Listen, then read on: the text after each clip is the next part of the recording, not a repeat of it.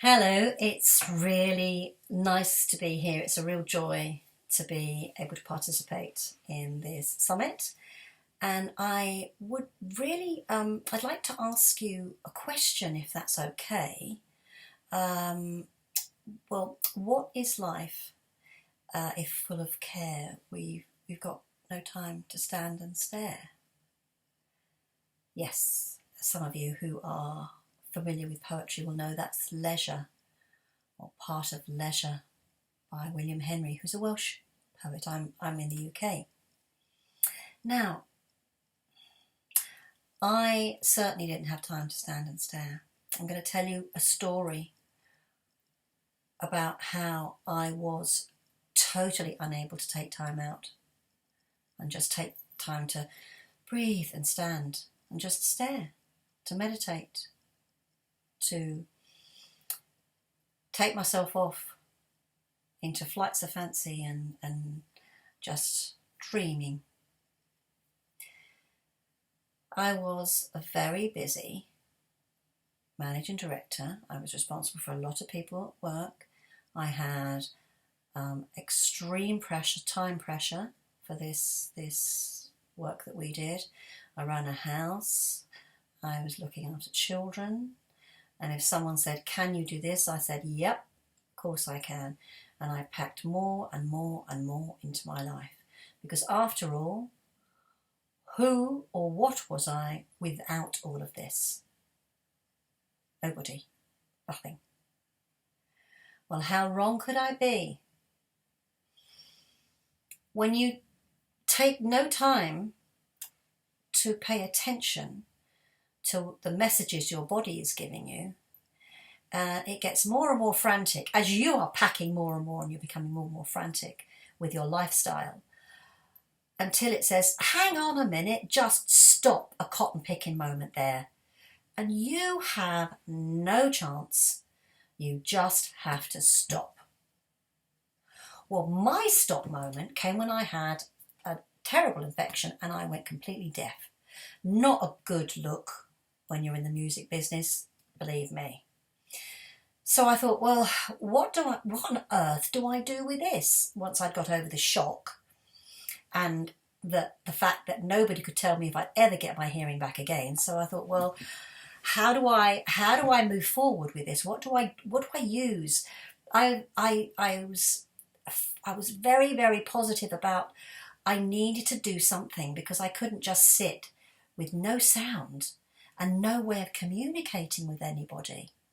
Because it's really a slow process, tapping someone on the shoulder and getting a pad and just writing everything down. They get very bored, apart from anything else, because I tried it.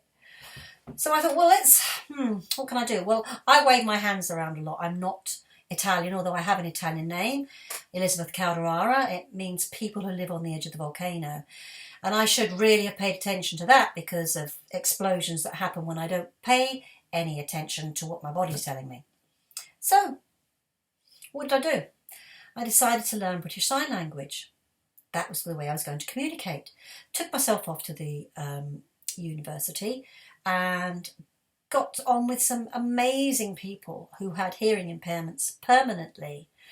And I felt just like a toddler. I was, having been so used to being the person who everybody came to, I was the one saying, "What's that? Who said? What's that mean? Who's that? What do they say?" They were very patient. More than that, they taught me a really fantastic life lesson, which I'd like to share with you. They said, "You hearing people, you don't listen. You're constantly thinking about what you're going to say, so you don't really talk, and you don't look." And I said, "I'm sorry, I really don't understand what you're saying. I can't connect with that at all." So they said, "Come with us, come with us." So we went into this shop and I was staggered, I tell you. I mean, talk about an awakening. There they were, people like I was, who were rushing in, frantic, so self-important, full of busyness, to the business. We are, after all, human beings. We're not human doings, but they were just doing. And they weren't even talking to the people behind the counter, who were very gracious and asking how they were and what they wanted. And 9 times out of 10, they received a grunt or a, "Oh, okay, can I have this?" And then they left. I found that very, very humbling, because I had done that many times. So I knew precisely what they meant. You're busy thinking about what you are going to have to say because you want to be in control and you're the important one. Now, that's not to say that there aren't amazing individuals who do incredible work, but even they may not take time out to rest and recuperate and reconnect with themselves. Because before, and that's another lesson that my friends at the university taught me, that before you can help other people, you have to fill your tank up first. And you can't do that unless you are really connected to your body. And one of the ways that we were doing that was learning to breathe, because there can be panic when you are faced with a situation where there are people who can hear and are talking the entire time. And assume that you don't have a brain because you aren't communicating in the same way. So that was another lesson. But this breathing, this time out, this time to stand and stare, for me, the stare was not just about meditating through the breath, which I will share with you in a moment, to help you take time out and power down just for seconds at a time. But staring, for me, that was not only about just calming down and having a little daydream, because that's, after all, a form of meditation.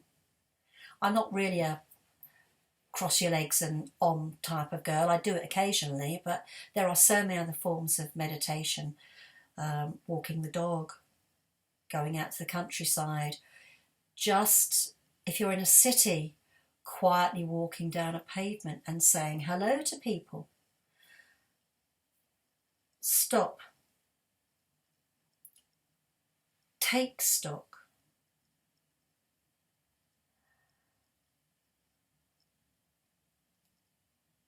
Look at how you are adding up the experiences in your life. And when you've done that, you can empathise with those around you. That's my stare. Stopping, taking stock, looking around me, and it's a form of awakening, if you like, the A, awakening. And then relaying that back to your own body. How can you care for yourself so that you can then empathise with others around you? Because don't put your own oxygen mask on first, you can't care for anyone else around you. I forgot that again, and then had an issue with my heart. So I now take time to stand and stare. And when I get too busy, I put myself in that box, ironically enough. Box breathing. In, 4, out, 4. 4, out, 4. 4, out, 4. 4, out, 4. and then I'm out of that busyness box. Take care of yourself so that you can take care of others. Thank you.